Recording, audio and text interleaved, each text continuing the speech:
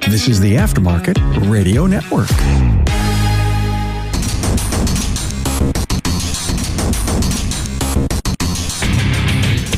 Welcome, everyone, to yet another episode of Diagnosing the Aftermarket A to Z. I'm Matt Fonslow, and tonight I have the pleasure of welcoming two people that I've been on podcasts recently with. One, Jeff Barnes with Shepherd Automotive, and Zack McClain with Elite Automotive Solutions. Before we get rolling here, too quick, let me thank our sponsor, Napa Autotech Training. Are you tired of searching for trained technicians? If so, let Napa Autotech help you build a technician with their Build a Tech program. These 3-day courses cover one of 4 topics: brakes, electrical, steering and suspension, or HVAC, through a combination of classroom lecture, hands-on, and utilizing training mock-ups. Visit napaautotech.com. Well, thanks guys for joining me tonight. We're just kind of talking before this, and really I think I'm just going to turn it over to Jeff to get us rolling here. I met Zack at ASTE 2.5 years ago. You're still friends with him? Yeah. Yeah. I was introduced to him by Keith Perkins. He was hanging out with that group. And so Zack and I had a few classes together, and we just kind of ended up around each other most of the time at that conference.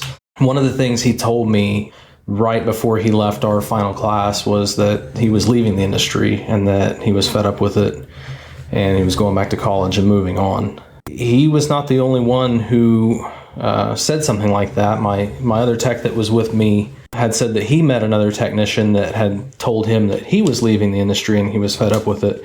And I thought he was talking about Zack. And he said, no, this was a totally different person. So that kind of hit me that I flew, 1,500 miles to the other side of the country to this conference, and so did Zack. But we were there under totally different circumstances, I guess. And he's not the only one that has that outlook on this industry. But I fear that if more and more people show up to these events, because we are all friends and we are all interested in this, but they have this certain sour taste in their mouth of the industry, and they can convince other people to give up and leave. Other technicians that may be showing up to one of these events for their first time, that may be on the fence, and kind of convince their boss to send them to something like this, and then they meet somebody like that and they say, you know what, he's right, I'm fed up, I'm done.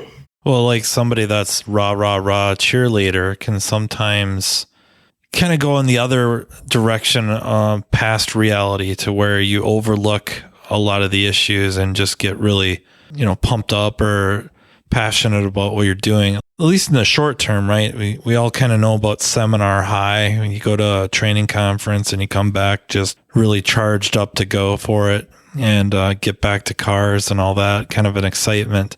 Somebody that's the opposite, like fed up, they kind of make you a little more cynical, a little more critical of what's going on and pulling you down probably further than reality as well, right? The reality is more in the middle, but I agree wholeheartedly that it kind of spreads around and it's not without merit, right? We're not talking about like a singular person in a very specific situation that's gotten passion sucked out of them, or just, it's not even passion, just the drive to do it anymore, right? Just, I got to get out of here. It's nationwide. Not everybody necessarily, but it's just now a 9 to 5, right? They're there to collect the paycheck. They know what they have to do, how hard they have to work to get the desired result, and waiting for something else better to come along. I don't want to put Zack in a bad light. Everything that he says is true. Every bit of it. I've never heard any lie come out of his mouth. And I think all of us have experienced the bad nature of this business in one form or another at one point or another. And all three of us on this podcast are probably about 10 years apart. So, as far as age range goes, as far as our mentality, we're all about the same mentality wise, for our age range, energy wise and stuff too. But as far as the year range that we came into the industry, things have changed a lot. Zack got in kind of at the worst time, I think, and just got his nose bloodied, and I don't want to say he's out for vengeance, but he can be he can be pretty strong sometimes. So I'm kind of anxious to hear his story. I've tried to listen. This short introduction, I really wanted to listen to understand, more than listening to respond. And what Jeff said is absolutely true. Your words have power, right? I do believe that I've probably been a whiner. I've probably opened my mouth when I shouldn't have in the past, but it wasn't for no reason at all. It was all valid concerns and valid issues with the industry. However, I probably should think more about what weight my words have carried. Whenever I go to an event or I talk to a technician, and I used to be an educator, so I played a direct role in influencing people as they progressed into the industry.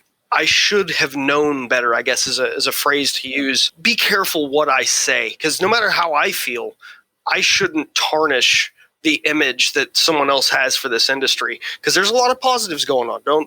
I can't be negative. When I was kind of rattling that all off, it wasn't like so much aimed at you specifically at all, or just anybody. If they're upset or cynical or whatever with the profession or where they're at, they can be 100% honest for their situation. They're 100% honest and accurate. But for somebody that they may be talking to at a trade show or a training class, whatever, that may not be exactly true for them. And it's not like pointing fingers or blaming or anything, and not even warning people to be careful what you say.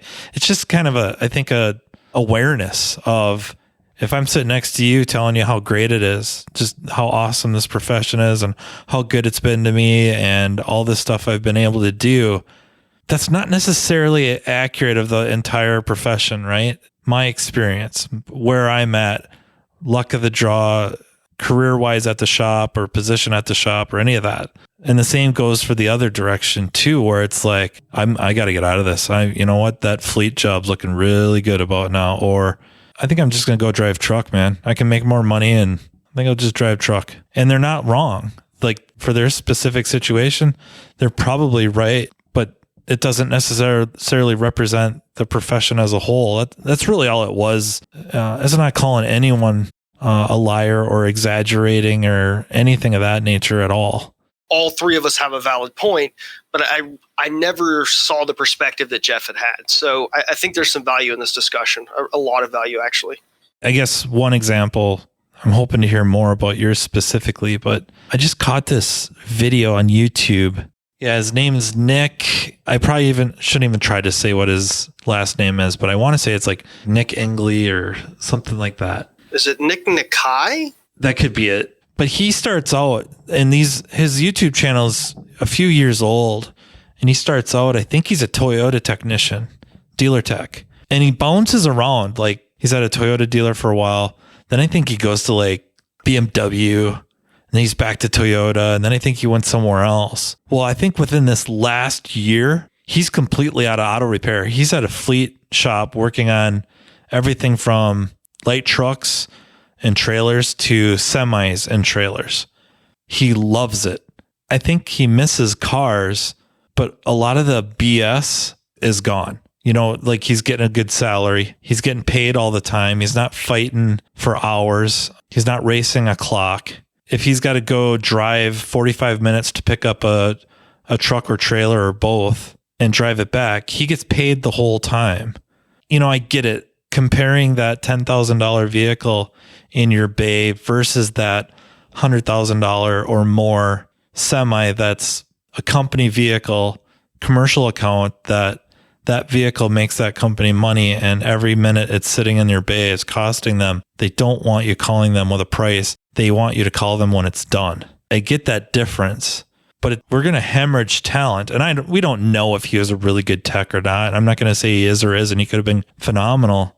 We're hemorrhaging really good technicians to other entities that require just a fraction of their skill sets. I would agree with that statement. I think that the root core message that Jeff really wanted to get to, and correct me if I'm wrong, Jeff, is when you are leaving, it's almost like you don't have to stand at the door and give, your 99 theses and nail it to the door. You can leave, right? And if you're not part of the solution, you're only creating problems by continuing to spew negativity. And don't get me wrong, I think this industry is well deserving of the criticism and some of the negative comments that it gets. But if you're like me and you're actively trying to find your way out for whatever reason, whether you dislike the industry or you have other career aspirations, there's no need to stir the pot or to drag everyone else down with you, so to speak. Am I hitting that core message, Jeff? Yes. This is so tough because I'm not just saying that about you. You're not the only one I've had technicians that I've worked with who were in the same mindset and the same perspective, I guess. Like you're telling me all this, stuff that's gone on, and I'm like, well, crap, I've been dealing with that for like 12, 13, 14 years, and it's better now. I hate to be like, how the older generation is just like, what do they say? I walked to school uphill both ways in the snow, but we have. I mean, I don't know about, Matt, because you have a different prerogative, I guess. You came in to the industry, in the late 90s? That was kind of the end of the heyday, I guess, from what most people told me. I wasn't in it then, but you had that experience of it being good. Whereas when I came in, of course, I'd spent 6 or 7 years as a small engine tech first, and that was just horrible. And that's why I came to the auto industry and then went, oops. Well, I think if you Google it, you might find a editorial in, I want to say, Motor Magazine. I think the editor at the time was John Lipin. And I had emailed him and talked to him on the phone, and I was ready to just bail. Like, I was ready to be done with the fixing cars because, I mean, I don't know. I don't want to exaggerate, but I suppose it was probably well over 10,000 at the time. Dollars of my own money invested in tools. And I think I was working for the best independent shop in town at the time. I really do. The labor rate at the time, I think, was $65 an hour. It might have been 70. I want to say it was 65. But I was making less per hour than I could have made at the Red Wing Shoe Factory. And that bothered me. That bothered me so bad because I could go work there and it wouldn't be hard at all. I'd probably bore myself to death. It would not be challenging. I would make more money per hour.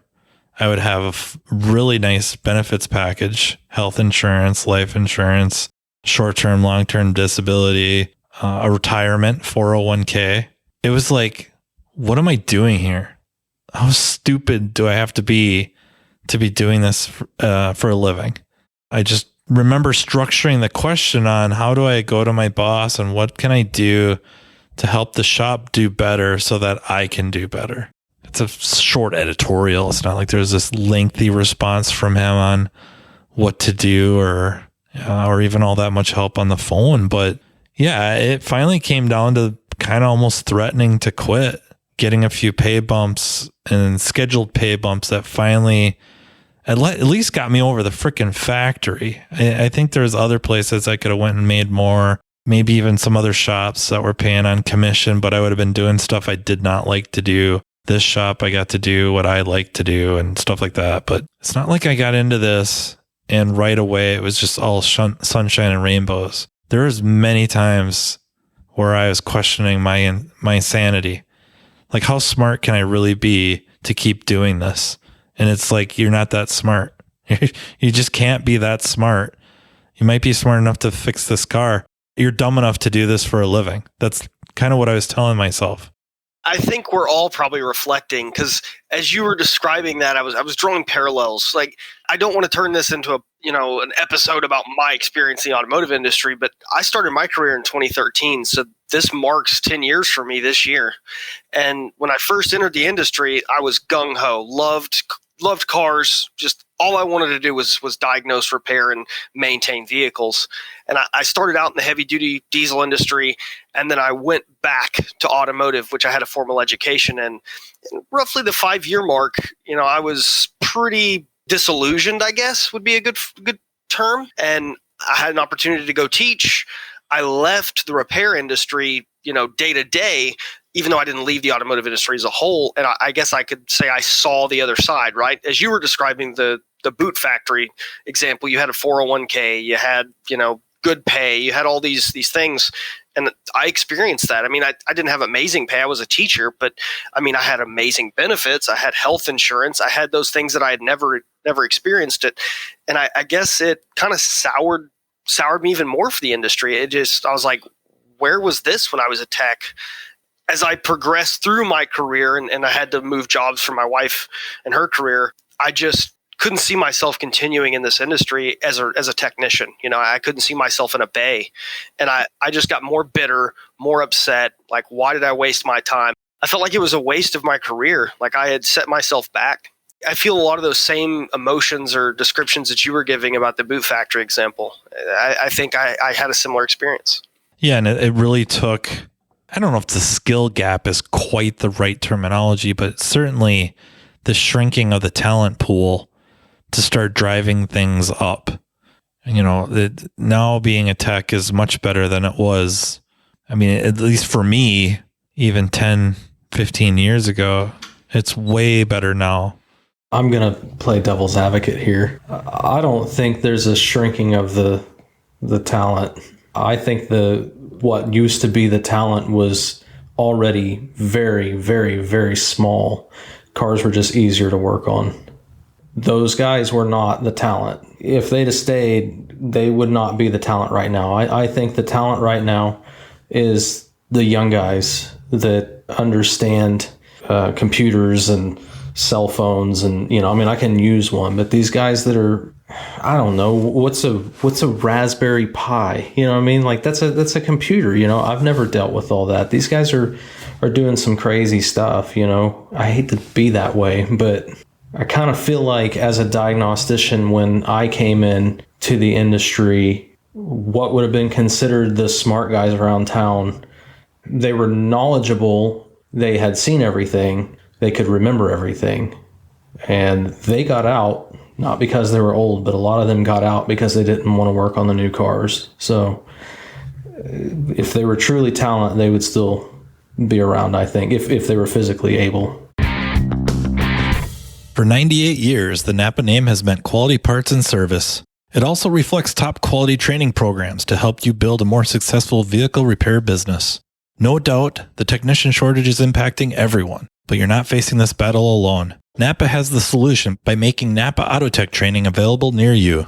Napa Autotech provides automotive aftermarket technicians career development opportunities through structured, disciplined, measured, and high-quality technical instruction, no matter the technician or service advisor skill level. This instruction enhances understanding of vehicle systems, increases first-time repair capability, and overall customer satisfaction. It also prepares technicians to become ASE certified. It's a fact technicians who receive training to improve their knowledge and skills have a higher sense of job satisfaction. This reduces technician turnover and increases productivity, directly improving a shop's profitability. It is vital to the success of a shop's business that today's technicians are equipped to diagnose and repair today's complex vehicles. With our ever-changing technology, the technician's knowledge and skills need to be updated and refreshed on a regular basis. As you labor over the decision of whether to send your techs to get their skills sharpened, keep in mind, Napa Autotech training is an investment, not an expense, and it's available to all. Much of Napa Autotech's training is offered in more than one format to accommodate varieties of learning styles and training preferences so each person can maximize their learning. Whether you're more of a hands-on person or enjoy learning at your own pace, Napa Autotech is here to provide you with the training you need in the format that works best for you. To learn more about what Napa Autotech offers, contact napaautotech.com. I would say I come from a small sample size, and the ones that I know that got out were going to like municipalities, fleet services, farm implement, stuff like that, where they're just kind of a fraction of what they used to do. In some cases, more. So if a lot of them, they went and worked for like the county or the city, they're not working on just vehicles anymore. They're working on the snow plows and lawnmowers, whatever. But the flat rate portion or the production stuff is kind of off to the wayside. It's, of course they want to get stuff done, but it's not quite the same pressure. It was more like, let's get it done right.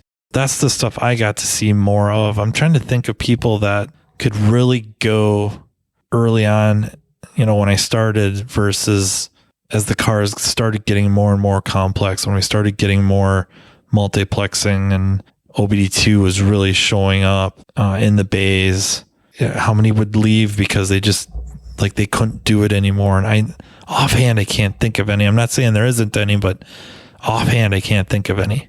Well, I've worked with a lot of different, service advisors and stuff over the years, and they've all told me that, I worked at this place or I worked at this dealership, and when they brought in digital inspections on a tablet, like, anybody who was over the age of 50 just walked. And I'm like, really? And they're like, yeah, I'm not doing that. And they just leave, So maybe it's not even necessarily the technology on the cars that drove those people away. And I'm not saying they were the top technicians, but they certainly were. I mean, they would have had to have had experience, at least being that age. I have spent this week getting my teeth kicked in by a 1998 Ford Escort. So I will agree cars are much more difficult in the big picture grand scheme of things, but nightmares have existed since the automotive industry became a thing. I'm sure there's guys that got their butt kicked by Model Ts. So, I mean, I don't know for sure, but I can only assume. To get back to that point that you had made to me, because this is just burning me up on the inside. Whenever I go to a training event, and I'm leaving the industry and you've actually given me a hard time. What are you doing at these events? I thought you were leaving. I really need to think carefully about what I say, how I say things when I interact with their technicians, because we all socialize. We're all in groups. We all meet people. And when we go to these events, what do? We congregate. We share war stories. We share our thoughts on the industry. All it takes is one guy to plant the seed into that technician that's on the fence, and he's gone. I really don't have a dog in that fight per se, right? I'm just a guy sharing my thoughts, but the power that I hold to influence those technicians of today, and even potentially them to influence technicians that might grow into it in the future, I think that's the danger, right? I think that's what's been eating me up. Sorry if I derailed us, but that is stuck in the back of my head. I had to get it out.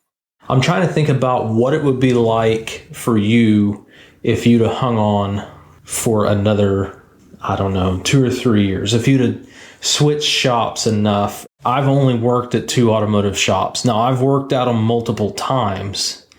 I haven't greased the wheels on my toolboxes in 10 years, so I don't have a lot of perspective on doing that. But from a lot of guys that I've talked to, they say you just keep changing shops until you find a good one.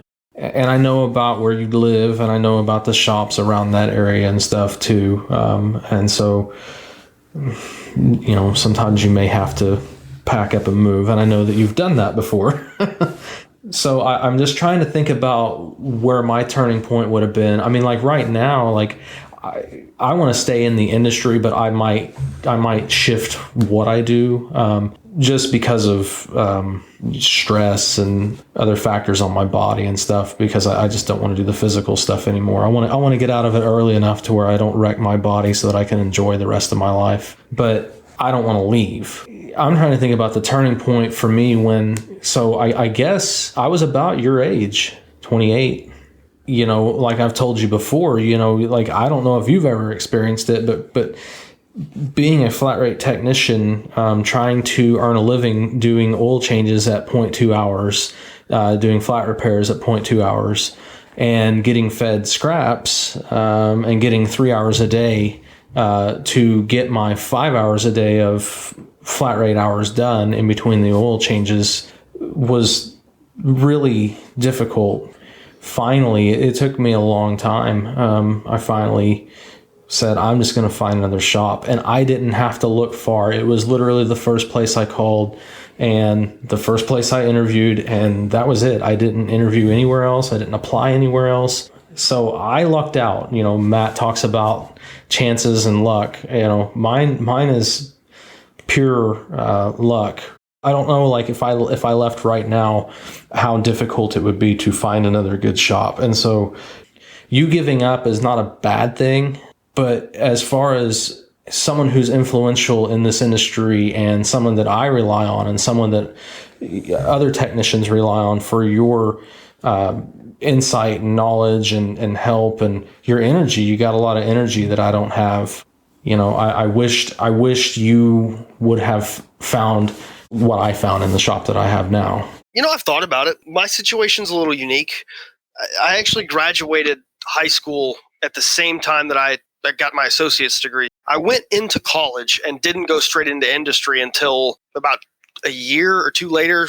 I had some financial difficulties, couldn't continue my education in engineering. But I think had I never went and started down the path that I went, I wouldn't have wanted to complete that education, right? Because that's what I'm doing. I'm trying to get my engineering degree. I think I might have found a home, right? The longer I've been in industry, the more I calm down, because I'm definitely wound up tight and I have a lot of energy, sometimes probably not directed in the best directions, but I might have found that home. On the flip side of that coin, we talk about greasing the wheels. Toolboxes have wheels for a reason. How many times have you guys been told or heard the phrase job hopper? Right? I've been in some Facebook pages, and I'm sure I'm not well liked because I share my opinion, but the constant discussion of how bad the applicant pool is, or how can I hire someone? They've worked for 15 shops over the 15 years they've been employed. It's almost like a catch-22, right? Technicians might feel as though they're backed into a corner. I can keep trying to shop for a shop, or I can just get out. And then if they went to another trade and they had 15 jobs over 15 years, that might reflect negatively on them. Maybe I have a odd perspective, but that's just a thought.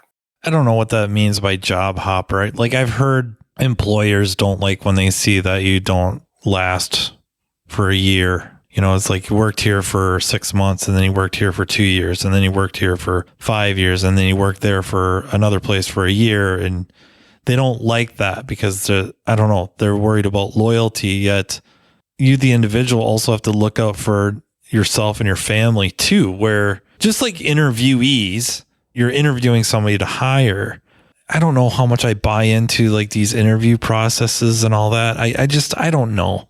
I don't know if I buy into it. You can ask the right questions and give them a test or whatever, personality tests or whatever, and then have an idea of what type of a person you're hiring and are they going to be a good fit. And it's like, they're going to put on their best show for you.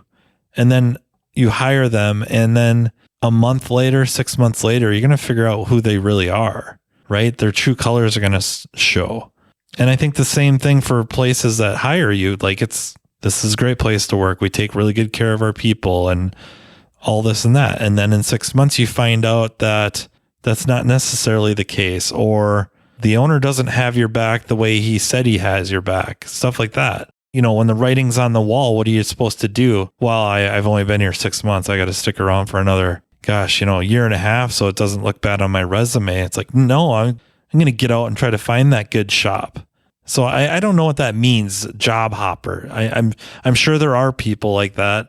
That's part of learning too, right? Sometimes you find out the grass isn't always greener, but then sometimes it is.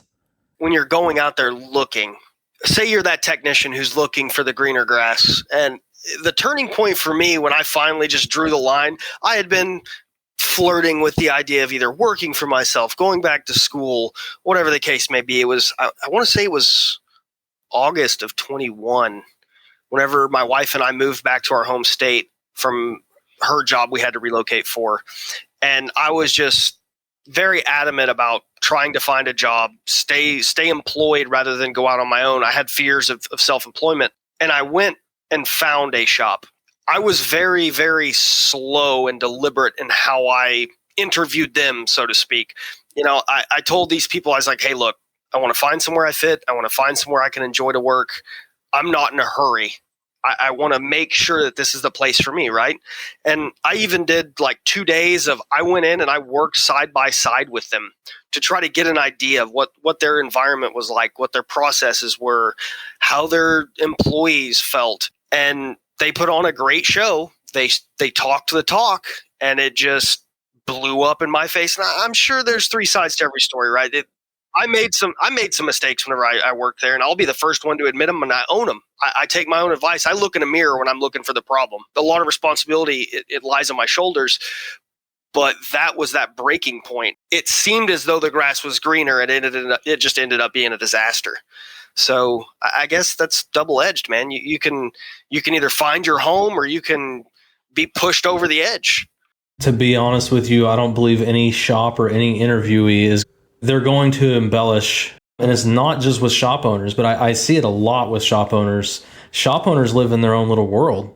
It's not that they're competitive. If you're not part of their business, you don't exist in their world. It's you may be a vendor, but you're submitting to them. You may be a customer, but you're submitting to them. You may be an employee, but you're submitting to them. This is their world. It's their baby. And if they don't get out of that bubble that they're in and don't see any other perspective, they think that they have the best pay plan. They think that they have the best shop, and they don't believe that there's any other place that's better to go. And it could not be more wrong. And it's the same way with techs.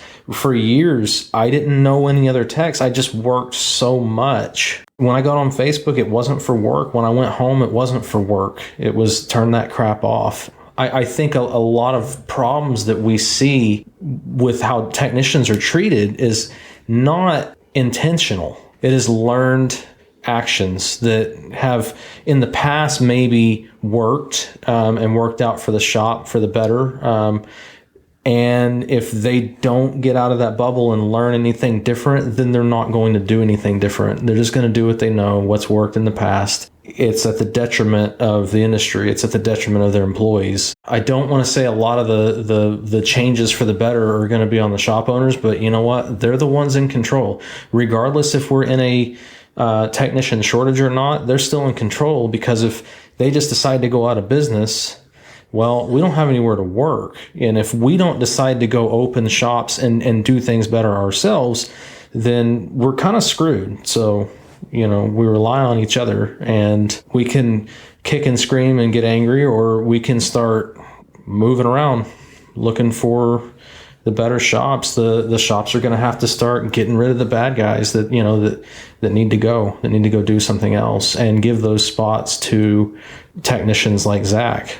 I think you said it best with the bubble. At some point, they're choosing to be in the bubble. And okay, now we're picking on shop owners and managers, who, when I say managers, I'm talking about ones that have real clout, like they have some serious pull, power enough to dictate what people are being paid, the power to change labor rates and matrix markups and all that, not just the manager by title and maybe is in charge of some disciplinary type stuff and whatnot, that we're picking on them a little bit for being in a bubble, because at some point it's a choice.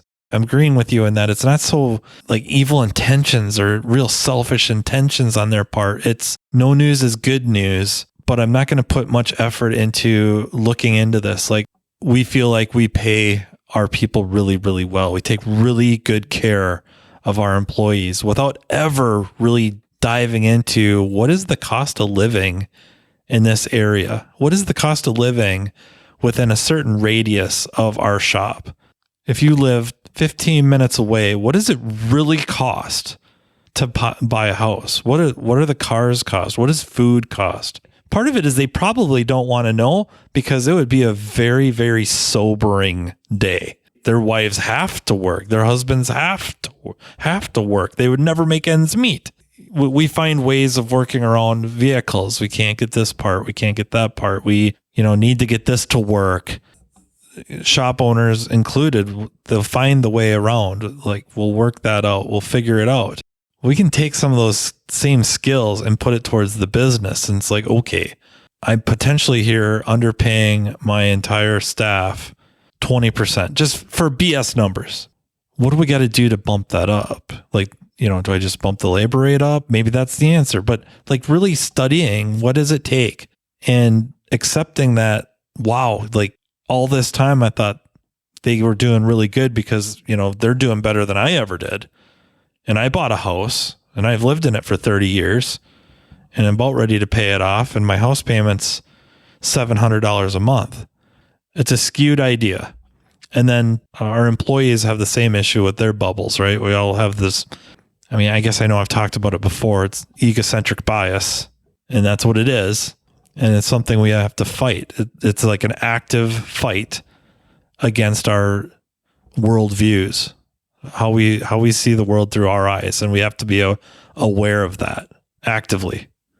I will say that I've never been happy with my compensation when I've been in the repair side of the industry. I mean, now as an owner, I mean, my compensation's what I go out there and bust my tail to earn. So I can't complain. If I didn't make enough, it's because I didn't work hard enough and didn't do a good enough job. But compensation is definitely something that's lagged in our industry, at least in my opinion. And the two different pay systems that you've run into, at least I've run into, have either been straight hourly or pure flat rate. And I was never satisfied in either situation. When I worked hourly, there was a lot of guys that would go stand by the door and smoke cigarettes and whine and moan and complain. And, you know, they still get paid the same hourly rate. And then the guy who's busting his tail, head down, nose to the grindstone, he's getting paid the same amount. And that always kind of irked me. And on the same pay plan, when it was busy in the summer and we were busting it, trying to get trucks out or trying to, fix cars, you get paid the same amount, regardless of how hard you work, how efficient you are, how many cars go out the door or trucks. It never sat well with me. And on the flat rate side of things, it was, why am I, doing a free inspection, which let's please not go down the inspection road. I don't want to, that's a deep one. I've changed my perspective on that as well, but I would get very upset by, why are we doing these things for free? I'm only compensated for labor ops, things of that nature. And you get very defensive of tickets, and it breeds this competition or division in the shop. Again, it's attitude based. If you have the right attitude, I truly think you can succeed on flat rate, but neither made me happy. You know what I mean? I never felt like I was being compensated for the effort that I produced or the effort that I put out.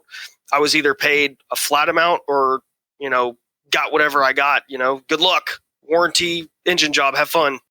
Like, I know certain techs can make a really, really good living on flat rate in a really good system. And I don't know how common it is anymore. I think at the dealer level, it's super common, but in the independent world, I don't know many shops that are pure flat rate.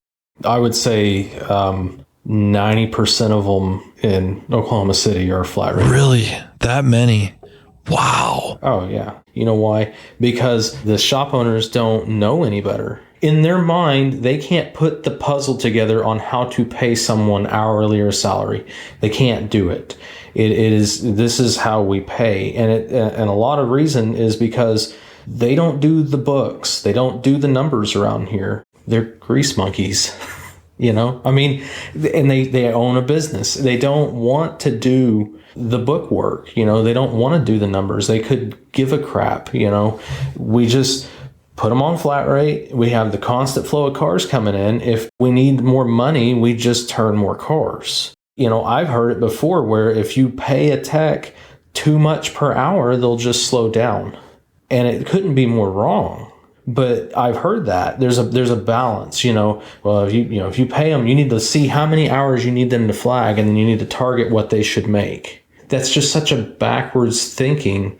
It's a control thing. I don't want to shame people for the things that they've done in the past and the way that they run their business or the way that they do this job, be in this industry or anything like that. He's told me before, doing oil changes for basically $4 an oil change.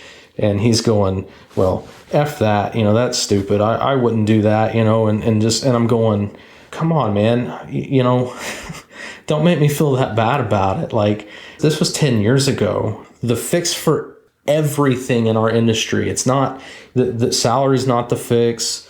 The only thing I can say is education is going to be the fix. It's the fix for actually pretty much everything in the world.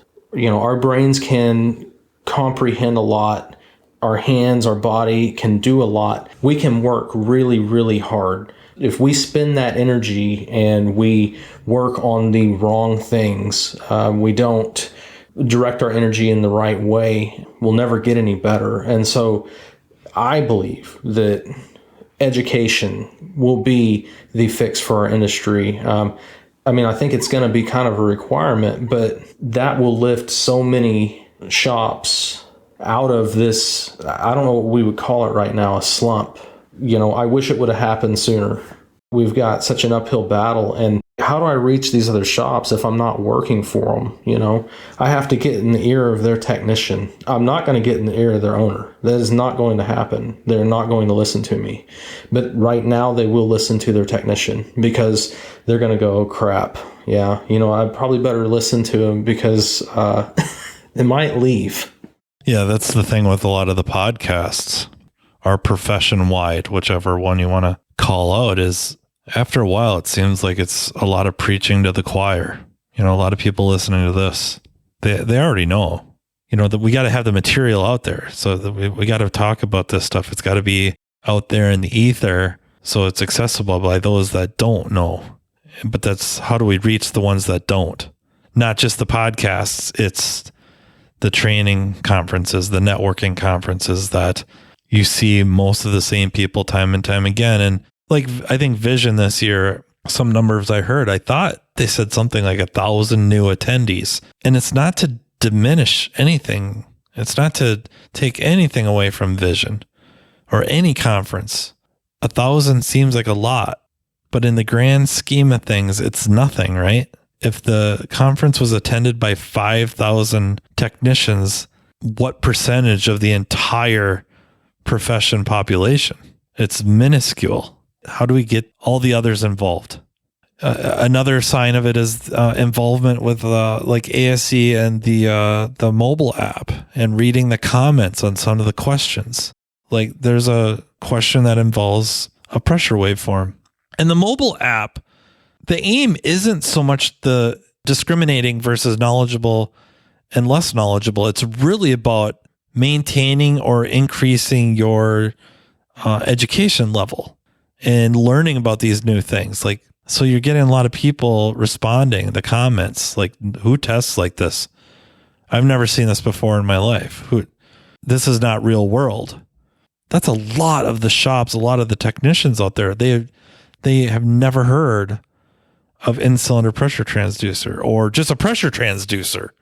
They probably don't even use vacuum gauges, right? That's a lot of what's out there. And it's not like trying to run us down, but that's kind of the state of things. How do you reach those shops? How do you get to them? How do they open up one of those trade magazines? How do they listen to one of these podcasts? How do they end up knowing about Vision? I think Carm was talking about, he met somebody that their shop is like 5 minutes away from the Sheridan where Vision is held. This is the first year they ever went because this is the first year they've ever heard of it. It's unbelievable. I mean, I live in Northwest Arkansas. I jokingly tell people I live in Walmart, right? Because I live 30 minutes from the corporate headquarters in Bentonville. But there is one shop in my area, and it's actually two locations, but one shop that went this past year. And there was only two shops that I'm aware of in my area. And when I speak geographically, I mean about a 30 by 30 mile radius around where I live. This is a fairly large area for my state. I mean, there's a few 100,000 people in this area. There's a lot of repair shops because I serve a lot of them. That's sad, like, for our industry. And I've tried to spread the word. Whenever I go to a shop and, you know, perform a module programming event or do diagnosis or anything like that, techs come and talk to me. I mean, they walk up to me, hey man, how you doing? You know, oh, check out this car I was working on. It's kicked my butt. Any ideas? And we converse and I'm like, hey man, have you been to Vision? Like typically training will come up because they'll say, how did you learn this or learn that? And I tell them about Vision and they still don't attend. It's 3 hours away from where I live. It's inexcusable. And I'm not trying to put anyone on trial. I mean, it just blows my mind. It's sad to see the state that our industry's in. And as much as I have negative to say about this industry, it's done a lot for me. It's allowing me to pay for my education without getting into debt. So, I mean, there's a lot of good things to say about this industry. And I have been the voice of much negativity, and I'm probably not going to stop. But I think we need to change our attitudes as an industry, right? And try to be more positive, less negative, try to be seekers of information.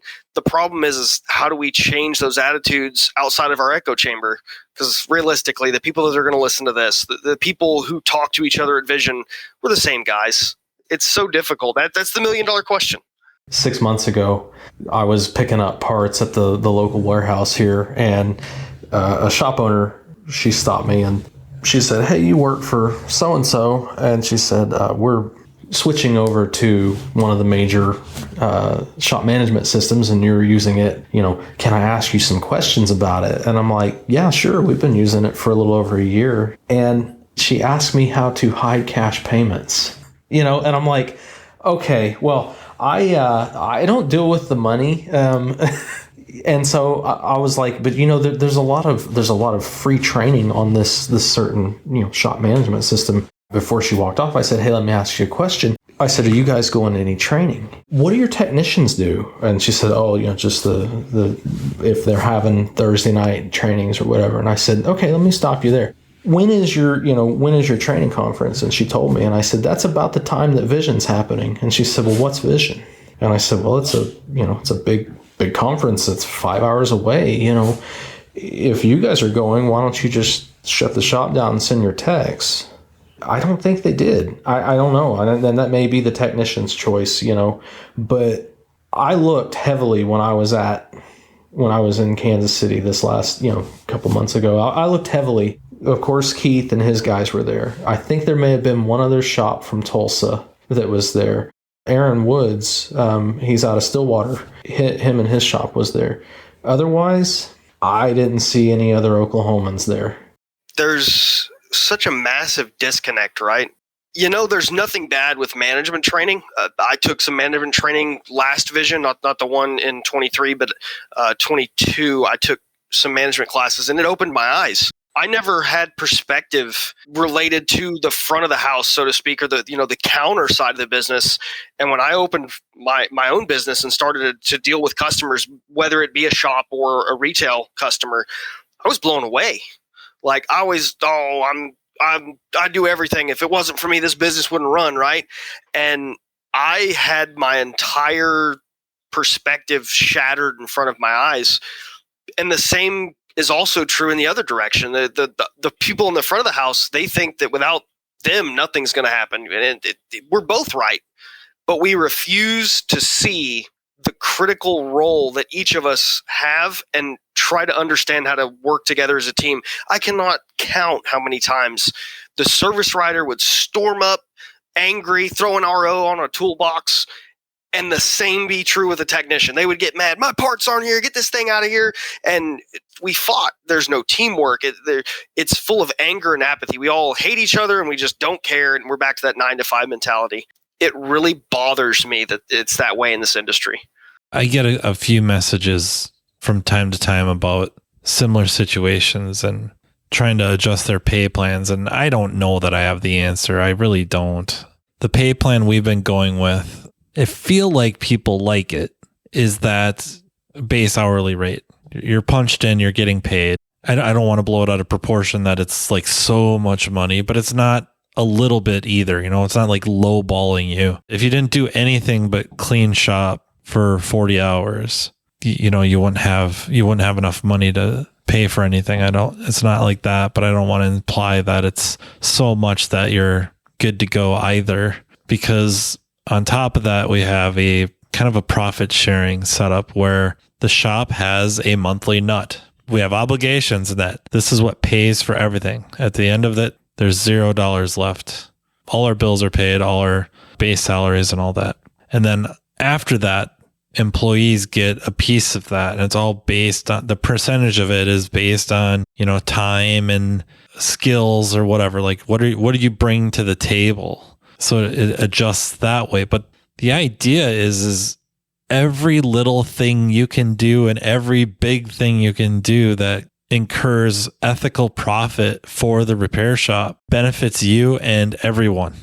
So everyone needs to embrace this and think about this.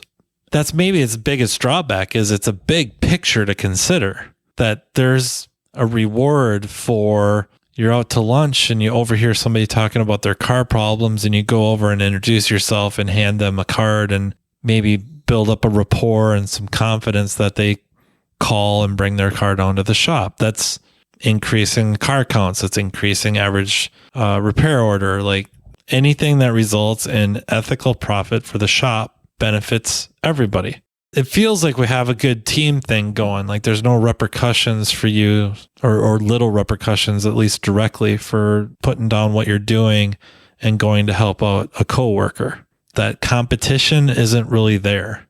So I don't know if that's the answer by any means, but it seems to have solved a lot of stuff with us. People feeling like they're bringing more and doing more than what just gets reflected in their hourly rates. The owner likes it because I think initially he would really smile writing out those checks, commission checks, if you will, or profit sharing checks. The reality is the bigger those checks get, the more money the shop made anyways. He's writing out big checks for everybody the beginning of the next month, the following month. That means the shop did really, really well. Is not necessarily on the hook for it. Like the shop has to do well for this to happen. And if everyone works together to keep building that, their checks keep getting bigger and bigger and bigger. Like there's no, I'm sure there is an actual ceiling. We're not there yet. We got a lot of leeway for everyone to do quite a bit better and better and better without actual permanent pay increases, which they still get. I don't want to imply that that's stopped either. You guys have raises? What, a raise? But you know what the toughest part of that is? You know who the pivot point is on that? The owner. It doesn't matter what the employees do. It matters what the owner does in the end. Because you can make a shop a lot of money and they can squander all of it away. That was a big discussion before we put this into place, because kind of my creation, but that was my big concern, is just because you decided that you're going to go out and buy a new forklift, or you're going to go give yourself a nice big bonus, that doesn't come out of this. That's not in the spirit of this. We'll just say for a BS number, the monthly nut is $50,000. We have to profit $50,000 just to break even. That's no bonuses, no commissions, no nothing. That's base salaries and all the bills the shop has, and regular bills, not you up and decided we needed a new, the shop was going to get a new toolbox. That's different. So now we take, it's like 35% and divide it amongst the employees. The rest is for the shop. If you want to, as the owner, you want to give yourself a big bonus, it comes out of the 65%. If you decide to get the four-wheeler fixed up, or, extensions made for the forklift, that comes out of the 65%.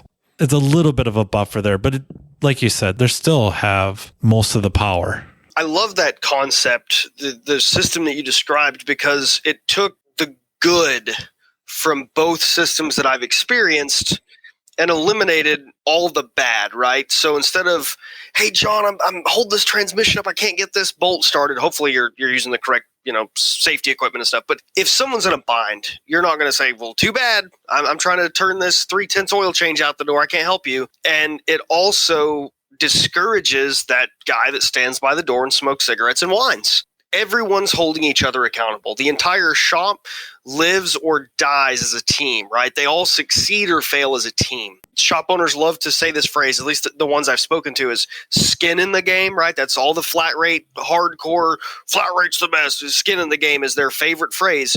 You have that with that pay system, but there's no fear of starving. You're not going to get your hourly rate and go on a cruise and buy your next house, just clocking in and clocking out, but you're not going to starve. I really like that idea. I think that pay system is a great concept. Yeah. To me, the flat rate thing is two reasons it gets put into place. One, motivation. Now the ownership or management doesn't have to try to motivate people. And two, they set their desired gross profit on labor, and that's it. That's what it is. If I flat rate everybody and I want 70% gross profit on labor, that's what it is. It doesn't deviate. Devil's advocate again. 5 years ago, I quit flat rate. And this last year, I finally hit the number on a salary plus a bonus system that I was making 5 years ago. And you want to know why? Because I'm bonused off of what the other technicians do. And they're not motivated. I like the group bonus thing. You could hold each other accountable, but at the same time, I'll be honest with you, I could leave my shop, I could attenuate my skills down to a level of a flat rate tech, and I could make more money. That is very, very tempting. So I also view flat rate as evil, okay? In one of two ways. The root of all evil is greed, money, right? Love of money, yep. In my past on flat rate, if you give me the ability to run free like that, I'm like a dog, I just eat so much food, I die. I'll take on more than I can, and I'll push myself, and I have in the past. I say flat rate is a weapon, okay? It's a weapon. You can use it to motivate your employees. You can use it to not have to pay your employees when times are slow, or when there's a car that came back, let's just back flag or whatever, okay? But the reason why a lot of guys don't want to leave flat rate is because, and like one of me and Zach's friends has told us before, the smartest thing he ever heard in his career was to leave his scan tool in the trunk of his car. He'll make more money. I struggle with it because it's an addiction, and I've dealt with addiction in my life before. So, I can work 6 days a week, and I did. I can work 14 hours a day, 16 hours a day, and I did. And something I'm having trouble getting over was the week that my mother died. She died on a cruise ship, and so it was going to be 4 or 5 days before they hit land again, before we could have a funeral, and I worked. And I was given 30 hours for one day between two trucks. I should have just said no. I don't know what the owner's intentions were. If he was just trying to keep me busy, or if he was wanting the money, or what. But I did it. It bothers me to this day. That has changed me, because I've always been I always show up to work. Why are these guys sick and they're 10 years younger than me? I always get my hours done. I don't leave on time, and that harmed me. That harmed my family, my marriage, my body, everything. And so it is a true struggle, because I do want to make more money. I do want to be more what I consider successful. I know you're saying you don't see a lot of it. You didn't think that there was a lot of shops still on flat rate, but man, I'm telling you, it is big. All I got to go by is around what I see around here. And, again, there's maybe 20 shops. I think the dealers, so we have 3 dealers, I think they are flat rate. I don't know any indie shops around here that are on flat rate. They're all hourly, maybe some hourly with some commissions. I just don't know any. So yeah, I'm kind of stunned and saddened a little bit that there is so many pure flat rate shops still out there. It's insane to me. It's still insane to me. How do you convince a shop? It took me some convincing. In fact, to get my pay plan that I have now, it took me leaving for a couple months and coming back to get it. How do you convince shops that they need a technician like Zack and they need to pay him?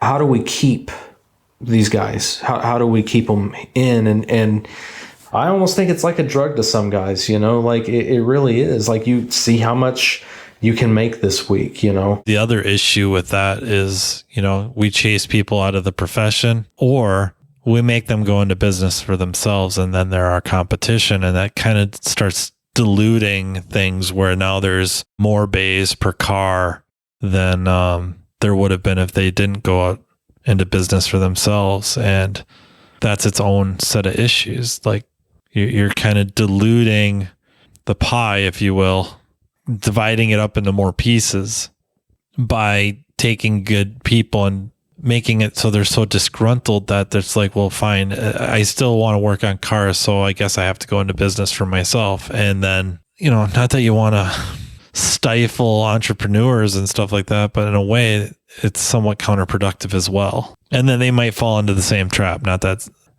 Zack would by any means, but I've talked about getting an employee. I'm starting to get busy to the point now where I could truly benefit from having someone work for me. There's 2 things that are preventing me from doing that. One, I'm going to sound like a shop owner, and it makes me sick to my stomach that I'm about to say this. Like, I don't even want to go look in the mirror after I say this out loud, but there's no talent. And I say that, and I follow up directly after that by saying, because this industry has chosen to continue the same behaviors that it's continued since as long as I've been in it, we have driven the people away. And the second part of it, I could not produce enough profit to pay what I consider an ethical wage that the value that employee would bring should be worth. I'm not going to say deserves or, fair, none of those words. I'm merely speaking from economic terms. the value that employee should bring, I could not generate enough profit to pay them what the value of their labor is. Those are things that have stopped me from employing someone, because I do not want to be an ESO, an evil shop owner, right? I refuse to be the thing that I hated. Since we're on the topic of flat rate, I really hate to have that flat rate discussion, because I've got my own opinions. We could have 18 episodes on flat rate alone, but my wife is an accountant, and she has worked in the corporate side of accounting, and she currently works in a CPA firm doing audits. So she goes around and audits businesses, tries to help keep them in compliance for taxes and things of that nature. But the way that they bill their customers is nearly identical to the way that we bill our customers on flat rate, right? X job takes X number of hours, and there's some variability, but they bill by the job. Does my wife get paid flat? Is my wife coming in, oh yeah, I'm going to turn 8 hours today, but it's only going to take me 6? No. My wife goes to work. She gets paid her salary. She has benefits. I have health insurance because my wife's employed, because I'm self-employed. I couldn't afford to go out and buy it on my own. Any shop owner or any person that operates a business that pays flat rate that says, well, we can't do it any other way, you're wrong. There's no debating. There's no arguments. Other industries, they perform services that bill identically to the way we bill. They just charge what they're worth. We don't. And they pay their employees. I really, really appreciate you guys coming on and talking about this. And I think there's more to discuss. I would love to have a part 2. Thank you, everyone, for listening. If you have any ideas for future episodes or want to be on the podcast, please don't hesitate to reach out to me. I'm pretty easy to find on social media. Otherwise, you can email me at mattfonslopodcast@gmail.com. Thank you to Napa Autotech Training for sponsoring this podcast, and thank you to the Aftermarket Radio Network for making this all possible. So until next time, take care. You've been listening to Matt Fonslow, diagnosing the aftermarket A to Z on the Aftermarket Radio Network. Follow Matt on your favorite listening app. He's very interested in what you have to say. Let him know what you'd like him to cover and come on the show. Matt is all for advancing the aftermarket. Find Matt Fonslow on social media and connect or on aftermarketradionetwork.com.